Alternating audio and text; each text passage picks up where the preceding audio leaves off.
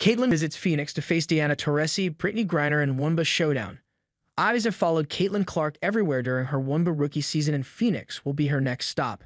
Many arenas have been treated to Clark's tour de force in the WNBA with broken attendance records and overall excitement. But the Phoenix Mercury had yet to cash in on the benefits through 17 games. Now Clark and the Indiana Fever will make their anticipated arrival for a noon game at Footprint Center on Sunday. The game will be nationally televised on ESPN, showcasing Clark in a marquee matchup against WNBA legend Diana Taurasi and star teammates Brittney Griner and Kahleah Copper. Tickets still were available as of early Saturday afternoon, with the lowest prices in the upper level going for $59 on Ticketmaster. All three of those Mercury stars have been named to Team USA for the Paris Olympics. Clark notably was bypassed, a decision that has drawn widespread criticism. That isn't expected to detract from the energy at Footprint Center on Sunday. The crowd Sunday will have a certain feel to it, but I've just been absolutely amazed by our crowds through the first 8 games at home, head coach Nate Tibbetts said. There will be a different vibe on Sunday, but what the Phoenix people have done, come out and support us, has been absolutely amazing.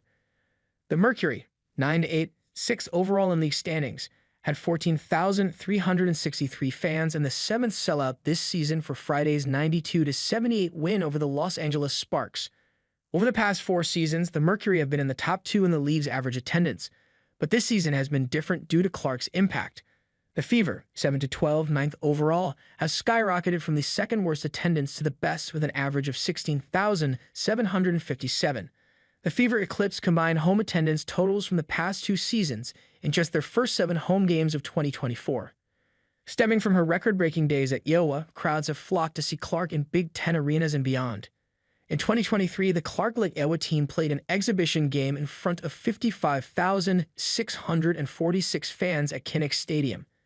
It was the first women's basketball game to be played outdoors in a football stadium and set the NCAA single-game record for attendance in women's basketball. Television ratings also have seen a huge boost.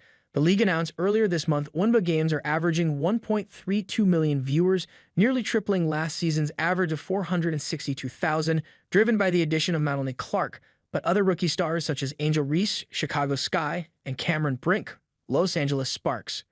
Caitlin Clark's star power began at Iowa and continues in the WNBA. But without question, Clark has been the story of the 2024 WNBA season. So what makes her stand out? Clark has had a historic senior season where she surpassed Pistol Pete Maravich's 54-year-old Division I college basketball scoring record of 3,667 points in March. She became the first day player to top 3,000 points, 1,000 assists, and 800 rebounds.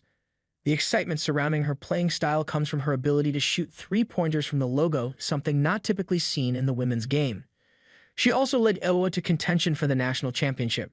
Clark fell short of winning the NCAA Women's title game in the last 2 seasons, but was easily one of the most talked-about players from those 2 games, driving television ratings. In her 4 seasons at Iowa, Clark never lost 3 consecutive games.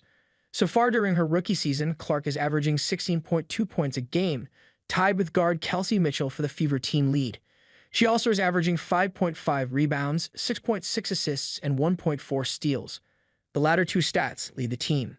On Sunday, she will face 2 of the top players and most well-known in the WNBA. Phoenix has had a history of not only welcoming the best players from college, but being the landing spot for them. Diana Taurasi, 2004, and Brittney Griner, 2013, were 1 overall picks. Taurasi dazzled from winning 3 consecutive championships at UConn, while Griner was known for her high-flying dunks at Baylor. Both garnered significant national attention in their respective college careers and rookie seasons, but it's a different time for the WNBA and women's sports, which are both now seeing increased interest. Clark's Final Four victory over UConn in April averaged 14.2 million viewers on ESPN, the most viewed women's basketball game on record and the largest audience for an ESPN basketball broadcast. One thing that was said after that game still lingers for basketball fans. During her broadcast of the Final Four, Taurasi warned Clark about her first season in the WNBA. "Look, shup, reality is coming," Taurasi told SportsCenter's Scott Van Pelt about Clark. "There's levels to this thing, and that's just life.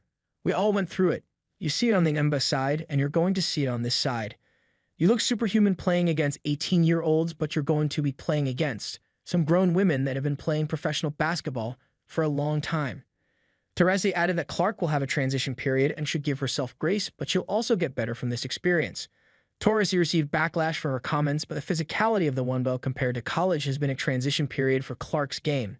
Clark averages 16.2 points per game and is 16th in the league in scoring. She leads the league in turnovers with 106.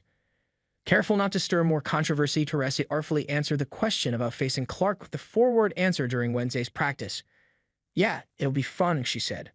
Fun is one way to describe the pandemonium that will fill Footprint Center, regardless of the score.